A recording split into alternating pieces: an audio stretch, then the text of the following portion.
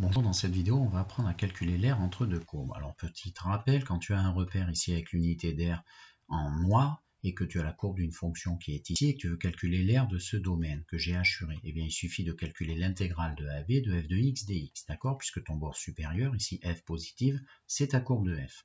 Ensuite, on va s'adapter quand on veut calculer l'aire qu'il y a entre deux courbes. Donc ici, si tu regardes bien, la courbe de G sur l'intervalle AB est en dessous de la courbe de f. Ça se démontrera auparavant. Mais comment va-t-on faire? Eh bien, on va calculer l'aire totale, la grande aire qu'il y a jusqu'à f, jusqu'à la courbe de f, et on va lui soustraire celle qu'il y a sous celle de g, c'est-à-dire l'intégrale de f moins l'intégrale de g. Et d'après la linéarité, ça peut se rassembler en une seule intégrale de AB de f de x moins g de x dx. Bien sûr, ce résultat en unité d'aire du repère. Alors, il faut s'adapter parce qu'ici, f est supérieur à g sur mon dessin que je t'ai donné. Mais si c'était le contraire, on ne ferait pas l'intégrale de f moins g, mais l'intégrale de g moins f. Attention, il faut être cohérent. La méthodologie pour calculer donc l'aire entre deux courbes, ça va être de positionner, d'étudier la position relative de ces deux courbes, sinon tu ne sauras pas quel calcul d'intégrale faire et faire le bon calcul d'intégrale. Tu peux faire pause et chercher les deux exemples que je te propose. Donc c'est parti, soit f et g, les fonctions définies, d'ailleurs j'ai oublié, là il y a un s, vous voyez, là j'ai oublié un s. Bon, sur R par f de x égale x au cube et g de x égale x au carré, et on te demande de calculer l'aire entre la courbe de f et la courbe de g, et attention, c'est très important, sur l'intervalle 0, 1. Donc sur cet intervalle, qu'est-ce qu'on peut dire de ces deux fonctions? Alors c'est ce qui nous intéresse, c'est la position relative. Je te rappelle la méthodologie. Alors soit tu as des souvenirs directement parce que ce sont des fonctions qu'on étudie en seconde et tu sais que entre 0 et 1, x au cube va être en dessous, d'accord?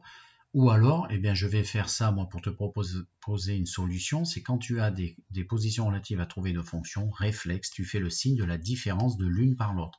Donc je te propose la correction, et donc ça fait, en premier lieu, tu trouves leur position relative en étudiant le signe de la différence, d'accord? J'ai fait f moins g, tu aurais pu faire g moins f, aucune importance.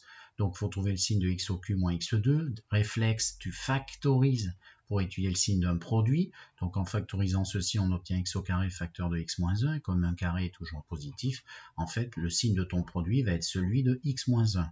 Et donc tu retrouves ton résultat de seconde, x moins 1, il est négatif entre 0 et 1, effectivement, si dans x je mets un nombre entre 0 et 1 et que j'enlève 1, ça va forcément être négatif.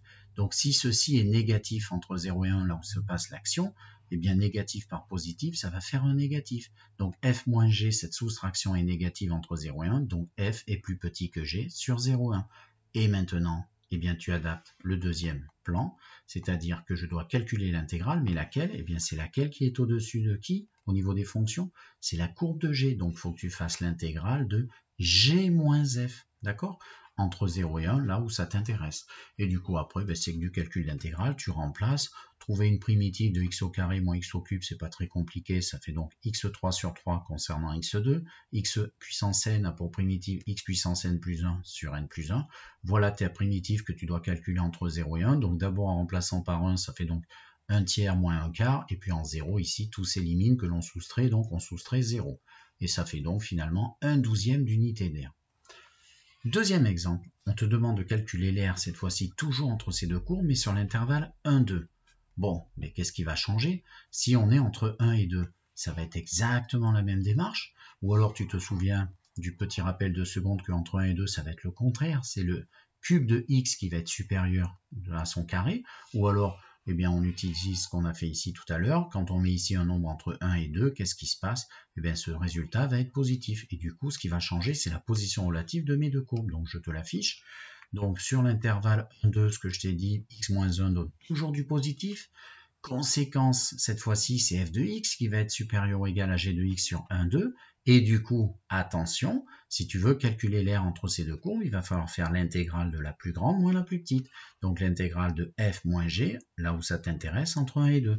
Tu refais, donc tu as la même primitive à un signe près, puisque attention, j'ai changé, c'est plus g moins f, mais f moins g. Tu remplaces tes petits calculs, ceci en 2, moins, attention, ceci en 1.